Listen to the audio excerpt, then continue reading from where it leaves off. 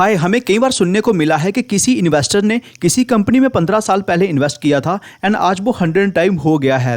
राकेश झुंझुनवाला जी की टाइटन में इन्वेस्टमेंट को हम सब जानते ही हैं। बड़े इन्वेस्टर्स के पास एक बड़ा एडवांटेज ये होता है कि उन्हें कंपनी की मैनेजमेंट से भी काफ़ी सारे क्वेश्चंस के आंसर मिल जाते हैं जो रिटेल इन्वेस्टर्स के लिए काफ़ी डिफिकल्ट हैं, बिकॉज रिटेल इन्वेस्टर्स की इन्वेस्टमेंट अमाउंट ही काफ़ी कम होती है एज कम्पेयर टू HNI। तो क्या कोई ऐसा मेथड या फ्रेमवर्क है जिससे रिटेल इन्वेस्टर्स भी पोटेंशियल मल्टीबैगर्स को फाइंड आउट कर सके? क्योंकि किसी कंपनी को 30 टाइम्स या 40 टाइम्स ग्रो करने के लिए उसकी मार्केट कैप का छोटा होना बहुत ज़रूरी होता है एंड छोटी मार्केट कैप वाली काफ़ी सारी कंपनीज के बारे में ज़्यादा इन्फॉर्मेशन पब्लिक डोमेन में नहीं होती। तो आज के वीडियो में हम बात करेंगे ऐसे मेथड या फ्रेमवर्क के ऊपर जिससे हम पोटेंशियल 20 बैगर या 40 बैगर या उससे बड़े पोटेंशियल वाली कंपनीज को शॉर्टलिस्ट कर सकें। फ्रेंड्स, इस मेथड या फ्रेमवर्क पर हम स्टेप वाइज बात करेंगे, उसको इतना सिंपल रखेंगे कि हर कोई उसे इंप्लीमेंट कर पाए, स्पेशली बिगिनर्स को तो बिल्कुल भी प्रॉब्लम ना हो उसे समझने में। तो नमस्कार, कैपिटल एंड गेन्स में मैं सुशील देवल आपका स्वागत करता हूं। Companies discussed in the videos are for educational purpose. Please do your own research before entering into any business. Friends, video से आपको अगर कुछ भी वैल्यू या लर्निंग मिले तो please hit the like button and channel को भी जरूर सब्सक्राइब करें एंड वीडियो को फ्री होकर ध्यान से देखें। तो let's start the discussion. Friends, stock market में हमारा मोटिव पैसा बनाना होता है, ना कि किसी पर्टिकुलर कंपनी से पैसा बनाना। अगर आपको IT सेक्टर समझ नहीं आता तो मत करो उस सेक्टर की कंपनी को अपनी मल्टीबैगर स्टॉक की लिस्ट में इंक्लूड। सिमिलरली, अगर आपको केमिकल सेक्टर समझ नहीं आता या बैंकिंग सेक्टर समझ नहीं आता तो मत करो अभी उस सेक्टर को कंसीडर। आप सीखने के बाद इन सेक्टर्स को कंसीडर कर सकते हैं। तो फर्स्ट पॉइंट यही है कि सेक्टर एंड कंपनी ऐसी चुने जो आपको अच्छे से समझ आता हो एंड यही वॉरेन बफेट जी की कोटेशन भी कहती है, never invest in business you can not understand. मैं ये पॉइंट आपको वीडियो में आगे इंप्लीमेंट करके भी दिखाऊंगा। सेकंड पॉइंट जो हमें कंसीडर करना है वो ये कि वो बिजनेस बहुत सिंपल भी होना चाहिए, मीन जिसे रन करना काफ़ी आसान हो। इसी से मैच करती हुई मैं वॉरेन बफेट जी की एक और कोटेशन आपके सामने रखता हूँ, वो है You should invest in a business that even a fool can run because someday a fool will। Means company की फंक्शनिंग इतनी ज़्यादा सिंपल होनी चाहिए। थर्ड पॉइंट जो हमें कंसीडर करना है वो ये कि हमें कंपनी के प्रोडक्ट्स या सर्विसेज को वैलिडेट करना है या ऑथेंटिकेट करना है। तो उसमें करना क्या है कि आप जिस स्मॉल कैप या माइक्रो कैप कंपनी को कंसीडर करने का प्लान कर रहे हो उसके कुछ प्रोडक्ट्स को कंपेयर करना है सेक्टर की टॉप लार्ज कैप कंपनी से।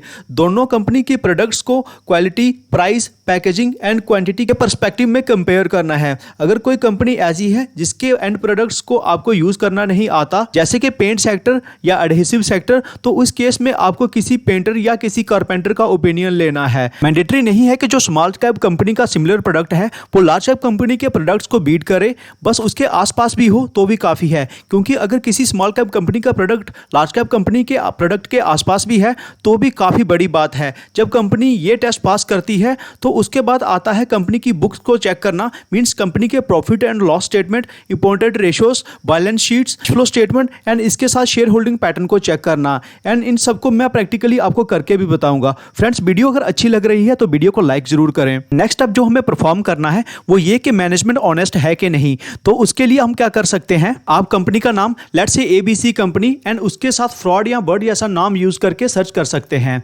एंड उसके बाद आपको क्या करना है, न्यूज सेक्शन में चले जाना है, वहां पर चेक करना है। कई बार स्टॉक मैनिपुलेशन के लिए भी विसल ब्लोइंग होती है, उसका फॉलोअप भी हमें न्यूज में मिल ही जाता है कि फ्रॉड या स्कैम है कि नहीं। एक और चीज जो मैनेजमेंट की क्रेडिबिलिटी पर क्वेश्चन रेज करती है वो है related party transactions, means family में ही लोग शेयर्स की बाइंग सेलिंग कर रहे हैं। इसके लिए मैं आपको लक्स इंडस्ट्रीज की एग्जांपल देना चाहता हूं। लक्स इंडस्ट्रीज जो है ये अंडरगारमेंट के बिजनेस में है, उसमें इनसाइडर ट्रेडिंग का एक केस मिला था। यहाँ लक्स इंडस्ट्रीज के एग्जीक्यूटिव डायरेक्टर को मिलाकर 14 एंटिटीज को सेबी ने बैन किया था। आप गूगल पर सर्च कर सकते हैं lux industries management fraud and उसके बाद न्यूज सेक्शन में जाकर क्लिक कर सकते हैं। तो यहाँ इकोनॉमिक टाइम्स में 25 जनवरी को न्यूज आती है एंड उसके बाद मनी कंट्रोल में भी सेम न्यूज आती है 25 जनवरी को। इसका जो नॉइस है वो 1 मंथ पहले ही स्टार्ट हो गया था एंड इसका जो इम्पैक्ट स्टॉक प्राइस पर 1 मंथ पहले ही पढ़ना स्टार्ट हो गया था। तो इसके इंपैक्ट को हम एक बार चार्ट पर देख लेते हैं। अब हम investing.com पर आ गए हैं एंड लक्स इंडस्ट्री के चार्ट को ओपन कर लिया है। कंपनी ने जो अपना हाई बनाया था वो नवंबर 21 के मिड में बनाया था एंड उसके बाद लगातार गिरावट स्टार्ट हो गई क्योंकि मार्केट में न्यूज़ फ्लोट करने लगी थी। एंड 25 जनवरी को जब न्यूज़ आती है उस दिन स्टॉक प्राइस काफ़ी बड़े गैप डाउन के साथ ओपन होता है एंड 20% का लोअर सर्किट भी लगता है। आप कहोगे कि ये रशिया यूक्रेन वॉर का इम्पैक्ट है। रशिया यूक्रेन वॉर का इम्पैक्ट भी हुआ था लेकिन वो बाद में देखने को मिला था। तो उसके लिए हम एक बार गूगल पे सर्च कर लेते हैं Russia Ukraine war start date in 2022। तो यहाँ हमें पता चलता है कि जो रशिया यूक्रेन वॉर है वो 24 फरवरी को स्टार्ट हुआ था एंड इसकी जो न्यूज़ फ्लोट होने लगी थी वो फरवरी के स्टार्ट में ही स्टार्ट हो गई थी। ये वो टाइम है यहाँ रशिया यूक्रेन वॉर स्टार्ट हुई। रशिया यूक्रेन वॉर के इंपैक्ट को चेक करने के लिए हम पीयर्स के चार्ट को भी देख लेते हैं। इसका जो नॉइज स्टार्ट हुआ था वो फरवरी स्टार्ट में हो गया था, तो आप मान सकते हैं कि इस पॉइंट पर लगभग रशिया यूक्रेन वॉर की न्यूज़ आना स्टार्ट हो गई थी। लेकिन अगर हम पेज इंडस्ट्री के चार्ट पर देखें तो ये वो टाइम है जब रशिया यूक्रेन वॉर स्टार्ट हुआ था। तो यहाँ हम देख सकते हैं कि पेज इंडस्ट्रीज पर इसका कोई खास इंपैक्ट देखने को नहीं मिला है। इनफैक्ट पेज इंडस्ट्रीज ने उसके बाद एक नया हाई भी बनाया है। Page industries highly efficient company है इस इंडस्ट्री की। उसके बाद लक्स इंडस्ट्रीज आती है एंड उसके बाद डॉलर इंडस्ट्री आती है। तो अब हम डॉलर इंडस्ट्रीज का भी चार्ट देख लेते हैं। यहाँ अगर हम डॉलर इंडस्ट्रीज को देखें, इस पर रशिया यूक्रेन वॉर का इंपैक्ट 7 फरवरी 22 के बाद होना स्टार्ट हो गया था, जो कि लक्स इंडस्ट्रीज जितनी सॉलिड कंपनी भी नहीं है। लेकिन जो लक्स इंडस्ट्रीज है इसमें जो अपना हाई बनाया था वो बनाया था नवंबर 2021 में एंड उसके बाद ये डाउन ट्रेंड में स्टार्ट हो गई थी।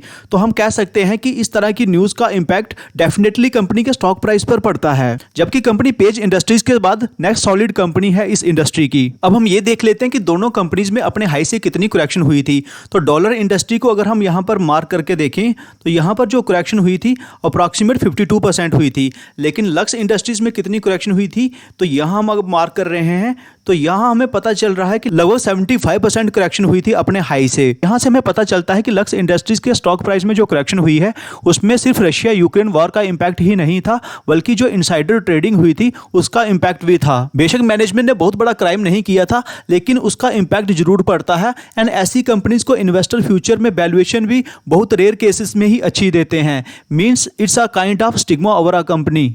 उसके बाद जो नेक्स्ट पॉइंट हमें देखना होता है वो है capex details, future guidance and con calls, जिससे हमें कंपनी की फ्यूचर आउटलुक एंड उसके साथ हमें बिग पॉइंट्स का भी पता चलता है एंड उसकी रेमेडीज एंड रेजोल्यूशंस का भी पता चलता है। अब हम एग्जांपल के लिए एक कंपनी को फाइंड आउट करने की कोशिश करते हैं। हम किसी भी स्टॉक फिल्टर का यूज नहीं करेंगे, हम उन्हीं पॉइंट्स को इंप्लीमेंट करने की कोशिश करेंगे जो हमने वीडियो के बिगिनिंग में डिस्कस किए थे, क्योंकि हमारा ऑब्जेक्टिव है कि वीडियो को इतना सरल रखना है सो दैट बिगिनर्स भी इसको इजिली इंप्लीमेंट कर सकें। हमें जिन पॉइंट्स को सबसे पहले कंसीडर करना है वो ये है कि business and sector easy to understand होना चाहिए and second point business simple भी होना चाहिए। तो उसके लिए हम सबसे सिंपल एंड आसानी से समझ आने वाले सेक्टर को चुना है जो है एफएमसीजी, क्योंकि ये कंपनी जो प्रोडक्ट बनाती है वो हम रूटीन लाइफ में यूज करते हैं, इसलिए ऐसे सेक्टर एंड कंपनी को शॉर्टलिस्ट करना सबसे ईजी है। बिना फिल्टर यूज किए हुए सेक्टर स्पेसिफिक मल्टीबैगर्स के लिए जो फर्स्ट मेथड है वो ये है कि आप प्रोडक्ट से कंपनी पर आओ। मींस आपने कोई प्रोडक्ट यूज किया, आपको काफ़ी पसंद आया एंड आप उस कंपनी को सर्च करके स्टडी करो। ये मेथड तभी आसान होता है जब सेक्टर की ऑलमोस्ट सारी फेमस कंपनीज से आप फैमिलियर होते हो। दूसरा मेथड ये होता है कि आपको किसी सेक्टर की सारी कंपनीज को ओपन कर लेना है, जैसे कि अभी हम करने वाले हैं। से आपको पहले स्क्रीनर ओपन कर लेना है एंड उसके बाद लॉगिन कर लेनी है। उसके बाद आपको ये पेज देखने को मिलेगा, तो आपको क्या करना है कि वहां से स्क्रीन्स पे चले जाना है। स्क्रीन्स के बाद अगर आप देखोगे तो राइट साइड पे आपको सारे सेक्टर्स के नाम दिखने लगेंगे, तो आपको स्क्रॉल डाउन करके एफएमसीजी पर जाना है। ये हम पहुंच गए हैं एफएमसीजी पर। अब उन पॉइंट्स को रिमाइंड करें जो मैंने आपको स्टार्टिंग में बताए थे। एक तो मार्केट कैप छोटी होनी चाहिए, तो उसके लिए हम जो मार्केट कैप का ब्रैकेट सेलेक्ट करेंगे वो हम करेंगे 1000 करोड़ से 6000 करोड़ के बीच। ये ब्रैकेट हम इसलिए सेलेक्ट कर रहे हैं क्योंकि 1000 करोड़ से नीचे मार्केट कैप वाली कंपनी की बहुत बार ज़्यादा इन्फॉर्मेशन अवेलेबल नहीं होती, क्योंकि बहुत बार अपनी इन्वेस्टर प्रेजेंटेशन को वो पब्लिक में शेयर नहीं करते, इसलिए कंपनी के असेसमेंट में गलती हो सकती है। एंड 6000 करोड़ से ज़्यादा मार्केट कैप इसलिए नहीं लेंगे क्योंकि जितनी बड़ी मार्केट कैप वाली कंपनी होगी मल्टीफोल्ड ग्रो होने में उतना ही ज्यादा टाइम लगेगा। सबसे पहले हमें क्या करना है कि मार्केट कैप को डिसेंडिंग ऑर्डर में लाना है। मींस जो सबसे बड़ी मार्केट कैप वाली कंपनी है वो हमें नंबर 1 पर दिखनी चाहिए। तो उसके लिए आप मार्केट कैप को क्लिक कर सकते हैं। तो अभी क्या है कि सबसे कम मार्केट कैप वाली कंपनी सबसे ऊपर दिख रही है। एक बार फिर से क्लिक करते हैं तो हमें सबसे ज्यादा मार्केट कैप वाली कंपनी सबसे ऊपर दिखने लगेगी। तो अभी हम स्क्रॉल डाउन करके नीचे आ जाते हैं एंड यहां से 6000 करोड़ की मार्केट कैप वाली कंपनी स्टार्ट होंगी, वहां पर इसको रख देंगे। तो यहां पर आप देख सकते हैं सीरियल नंबर 18 से लेकर सीरियल नंबर 30 के बीच वो कंपनीज है जिनकी मार्केट कैप 6000 करोड़ से लेकर 1000 करोड़ के बीच में है।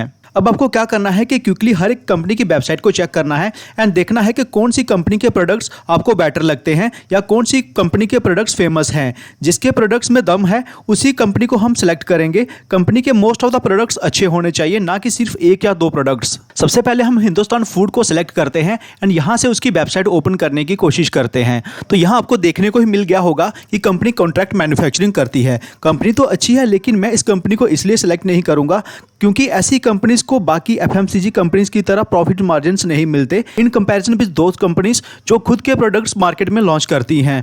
तो यहाँ प्रॉफिट एंड लॉस स्टेटमेंट में भी चेक कर सकते हैं कि कंपनी को जो ऑपरेटिंग प्रॉफिट मार्जिन्स मिल रहे हैं वो 6% 7% के अराउंड मिल रहे हैं। तो इस कंपनी को हम अपनी लिस्ट से बाहर करते हैं। तो यहाँ आप देख रहे होंगे कि 2598 करोड़ के सेल्स जनरेट किए हैं फाइनेंशियल ईयर 23 में, लेकिन नेट प्रॉफिट्स कितने बने हैं 71 करोड़ ओनली, क्योंकि ऑपरेटिंग प्रॉफिट मार्जिन्स ही काफ़ी कम है। वैसे मैंने लगभग सारी कंपनीज की वेबसाइट से गो थ्रू किया हुआ है, लेकिन मैं आपको कुछ कंपनीज की वेबसाइट खोल के दिखा देता हूं। नेक्स्ट कंपनी आती है मिसेस बैक्टर्स। तो यहां भी हम इसकी वेबसाइट ओपन कर लेते हैं तो हमें देखने को मिलता है कंपनी बिस्किट सेगमेंट में है एंड उसके बाद ब्रेड एंड बेकरी सेगमेंट में ऑपरेट करती है। इनके प्रोडक्ट्स की मार्केट में अच्छी डोमिनेंस है। अगर आप नॉर्थ इंडिया में रहते हो तो आपने इनके प्रोडक्ट्स को कभी ना कभी जरूर ट्राई किया होगा। इनका ब्रेड एंड बेकरी सेगमेंट भी ब्रिटानिया की टक्कर का है एंड काफ़ी सारे QSR प्लेयर्स भी इनके बर्गर्स एंड कुछ और प्रोडक्ट्स को यूटिलाइज करते हैं। प्रोडक्ट्स की एक्सेप्टेंस के बेसिस पर इस कंपनी को अभी हम शॉर्टलिस्ट कर लेते हैं। नेक्स्ट हम LT फूड्स को देख लेते हैं एंड इसकी वेबसाइट को ओपन कर लेते हैं। तो यहाँ हम देख सकते हैं कि कंपनी राइस सेगमेंट में ऑपरेट करती है। कंपनी काफ़ी अच्छी है, सेल्स ग्रोथ भी काफ़ी अच्छी हो रही है एंड नेट प्रॉफिट्स भी काफ़ी अच्छे दिखा रही है। लेकिन कंपनी काफ़ी अच्छी है, कंपनी के सेल्स ग्रोथ भी काफ़ी अच्छी तरह से हो रहे हैं एंड नेट प्रॉफिट्स भी अच्छी तरह से हो रहे हैं। लेकिन कंपनी को हम इसलिए शॉर्टलिस्ट नहीं करेंगे क्योंकि जिस सेगमेंट में कंपनी ऑपरेट करती है उसमें ब्रांडिंग बहुत ज़्यादा रोल प्ले नहीं करती। नेक्स्ट कंपनी दोदला डेयरी है एंड इसकी वेबसाइट को हमने ऑलरेडी ओपन कर रखा है क्योंकि वेबसाइट स्लो थी। इनके प्रोडक्ट्स की साउथ इंडिया में अच्छी प्रेजेंस है, लेकिन जो मिल्क एंड कर्ड कैटेगरी होती है इसमें मार्जिन काफ़ी कम रहते हैं। लेकिन कुछ प्रोडक्ट्स ऐसे हैं जिनमें मार्जिन अच्छे रहते हैं, जैसे कुछ आइसक्रीम के प्रोडक्ट्स हैं एंड कुछ और प्रोडक्ट्स दिख रहे हैं। साउथ इंडिया में एक्सेप्टेंस भी है, तो इसलिए इस कंपनी को हम शॉर्टलिस्ट कर लेते हैं। कंपनी टेस्टी बाइट है, इसकी वेबसाइट को ओपन करके देख लेते हैं। कंपनी रिटेल सेगमेंट में भी ऑपरेट करती है। यहाँ company ready to eat meals जैसे ऑप्शंस प्रोवाइड करती है। उसके बाद कंपनी QSRs, होरेकास एंड कुछ क्लाउड किचन्स को फूड सॉल्यूशंस प्रोवाइड करती है।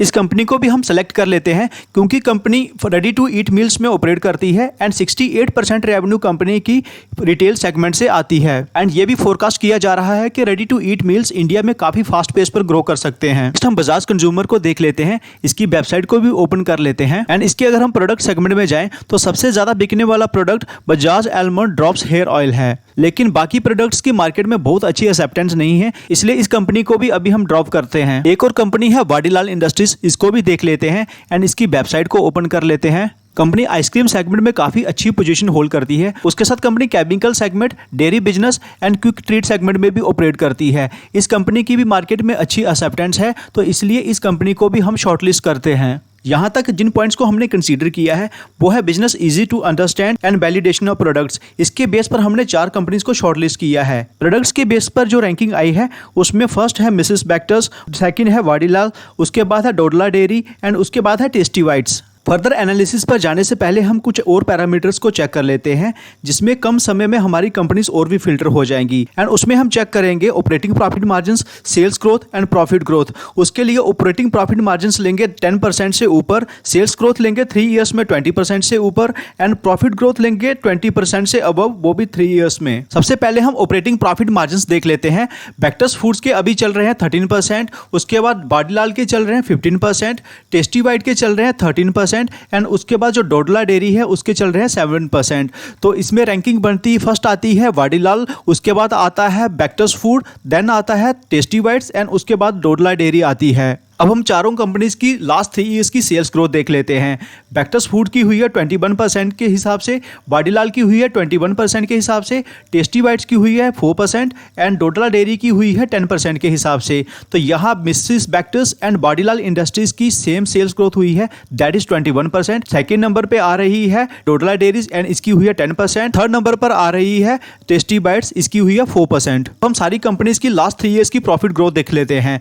बैक्टर्स फूड की हुई है 44%, बाडीलाल की हुई है 33%, टेस्टी बाइट की नेगेटिव 10% हुई है एंड डोडला डेयरी की हुई है 35%, लेकिन इसकी ट्रेलिंग 12 मंथ्स में -9% डी ग्रोथ हुई है। तो इस हिसाब से फर्स्ट आती है बैक्टर्स फूड की, सेकंड आती है बाडीलाल इंडस्ट्रीज की, उसके बाद आती है डोडला डेयरीज की एंड लास्ट में आती है टेस्टी बाइट्स की। आप चाहो तो यहीं पर रैंकिंग कर सकते हैं एंड उसके बाद जो रैंकिंग में टॉप करते हैं उसके cash flow, balance sheet, share holding pattern, capex plans and management की फ्यूचर गाइडेंस को स्टडी कर सकते हैं। हम कुछ और भी पैरामीटर्स देख लेते हैं, जैसे कि return on capital employed, debt to equity, quick ratio, current ratio and return on assets. इन सारे पैरामीटर्स का बेटर होना भी किसी भी कंपनी के लिए बहुत ही इंपॉर्टेंट होता है। एक और पैरामीटर जो देखना काफी इंपॉर्टेंट है वो है डेट टू इक्विटी, यानी कि इन्वेस्टर्स की इक्विटी के ऊपर टोटल कितना डेट है। तो डोडला डेयरी के केस में डेट टू इक्विटी 0.03 है, मिसेस बैक्टर्स के फूड में है 0.23, टेस्टी बाइट के केस में है 0.55 एंड बाडीलाल इंडस्ट्रीज के केस में है 0.73। वैसे भी 1 से नीचे की debt to equity comfortable zone में मानी जाती है, लेकिन ये जितना कम होती है उतना ही अच्छा है। तो उस केस में नंबर 1 डोडला डेयरी आ रहा है, नंबर 2 मिसेस बैक्टर्स आ रहा है, थर्ड नंबर पर Tasty Bite and fourth number पर बाडीलाल इंडस्ट्रीज। आरओसी इसलिए इंपॉर्टेंट होती है क्योंकि इससे हमें यह पता चलता है कि कंपनी टोटल कैपिटल कितना रिटर्न जनरेट कर पा रही है। बाडीलाल इंडस्ट्रीज की बात करें तो इसका आरओसी 25% है, बैक्टर्स फूड का है 20.9% का, डोडला डेयरी का है 16.2% एंड टेस्टी बाइट का है 13.7%। उसके बाद क्विक रेशो देख लेते हैं। ये इसलिए इंपॉर्टेंट है क्योंकि इससे पता चलता है कि कंपनी को शॉर्ट टर्म ऑब्लिगेशंस को मीट करने के लिए कितने लिक्विड एसेट्स है। ये जितना ज्यादा हो उतना ही अच्छा है, इनफैक्ट एक से ऊपर बेटर ही माना जाता है। बैक्टर्स फूड की है 1.29, उसके बाद टेस्टी बाइट की है 0.78, डोडला डेयरी की है 0.76 एंड बाडीलाल इंडस्ट्रीज की है 0.51। करंट रेशो हमें कंपनी के एसेट्स एंड लायबिलिटी के बीच का रिलेशन बताता है।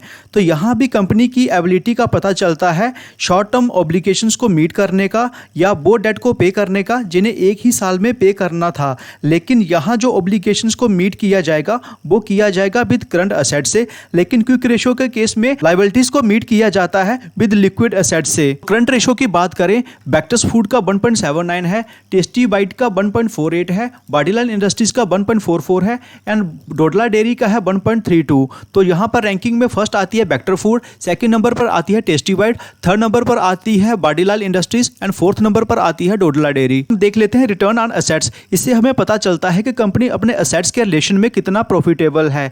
ये जितना हायर हो उतना ही अच्छा है। तो यहाँ अगर हम देखें तो रिटर्न ऑन एसेट्स बाडीलाल इंडस्ट्रीज का है 13.2%, बैक्टर्स फूड का है 11.6%, डोडला डेयरी का है 10.3% एंड टेस्टी बाइट का 6.77%। रैंकिंग की बात करें तो नंबर 1 पर आती है इसमें बाडीलाल इंडस्ट्रीज, उसके बाद बैक्टर्स फूड, उसके बाद Dodla dairy and last number पर आती है टेस्टी बाइट। तो यहाँ अगर हम रैंकिंग की बात करें तो सबसे ज्यादा पैरामीटर्स पर नंबर 1 पोजीशन होल्ड करती है बैक्टर्स फूड एंड उसके बाद करती है बाडीलाल इंडस्ट्रीज। बाकी दोनों companies that is Tasty Bite and Dodla dairy को अभी हम इग्नोर कर सकते हैं क्योंकि इनके बाकी पैरामीटर्स बहुत ज्यादा अच्छे नहीं हैं। फ्रेंड्स, अगर आप चाहते हैं कि हम आपके सामने 6 से 7 कंपनीज ऐसी रखें जिनका बिजनेस सिंपल हो, समझने में आसान हो एंड अगले 10 सालों 20 या 30 टाइम्स तक ग्रो कर सकें, तो उसके लिए आपको वीडियो पर 500 लाइक्स करने हैं। अगर 500 लाइक्स आते हैं तो नेक्स्ट वीडियो हम इन्हीं 7 से 8 कंपनीज पर बनाएंगे। एमसीजी सेक्टर से हमें एक ही स्टॉक को सिलेक्ट करना है जो 25 टाइम्स या 50 टाइम्स तक ग्रो कर सके, तो इसलिए हमने बैक्टर्स फूड को सिलेक्ट किया है क्योंकि इसके प्रोडक्ट्स की वाइड एक्सेप्टेंस है। लेकिन बाडीलाल इंडस्ट्रीज को भी इग्नोर नहीं किया जा सकता क्योंकि कंपनी के सेल्स ग्रोथ अच्छे हैं, प्रॉफिट मार्जिन्स अच्छे हैं, रिटर्न ऑन कैपिटल एम्प्लॉयड अच्छे हैं, प्रॉफिट ग्रोथ अच्छे हैं। इसलिए इसके लिए हम कभी कोई सेपरेट वीडियो जरूर बनाएंगे। फ्रेंड्स, यहाँ पर आपको एक काम खुद से ये करना है कि मैनेजमेंट एनालिसिस आपको खुद से करना है। वैसे हमने ऑलरेडी इसका मैनेजमेंट एनालिसिस कर रखा है एंड इसकी मैनेजमेंट में किसी तरह का फ्रॉड या स्कैम जैसा कोई केस नहीं है, लेकिन मैं चाहता हूं कि प्रैक्टिस पर्पस के लिए आप खुद से भी इसका मैनेजमेंट एनालिसिस करें। अब हम क्विकली कंपनी की बैलेंस शीट को देख लेते हैं। तो यहाँ हम देख सकते हैं कि कंपनी के रिजर्व्स लगातार बढ़ रहे हैं, लेकिन बोरोइंग उस हिसाब से बढ़ नहीं रही है। इनफैक्ट बोरोइंग काफी कांस्टेंट है एंड प्रेजेंटली है 127 करोड़। उसके बाद कंपनी के फिक्स्ड एसेट्स बढ़कर 426 करोड़ हो गए हैं एंड इसके बाद कंपनी का काफी सारा कैपेक्स अंडर प्रोग्रेस है एंड कैपेक्स डिटेल्स हम सेपरेटली स्टडी करेंगे। उसके बाद कंपनी के पास कैश इक्विवेलेंट्स हो गए हैं 75 करोड़। जैसा कि हम जानते ही हैं कि कैश इज द किंग, तो ऑपरेटिंग एक्टिविटी में देखें तो कंपनी लगातार अच्छे कैश जनरेट कर रही है एंड इस फाइनेंशियल ईयर में कंपनी ने 164 करोड़ के कैश जनरेट किए हैं।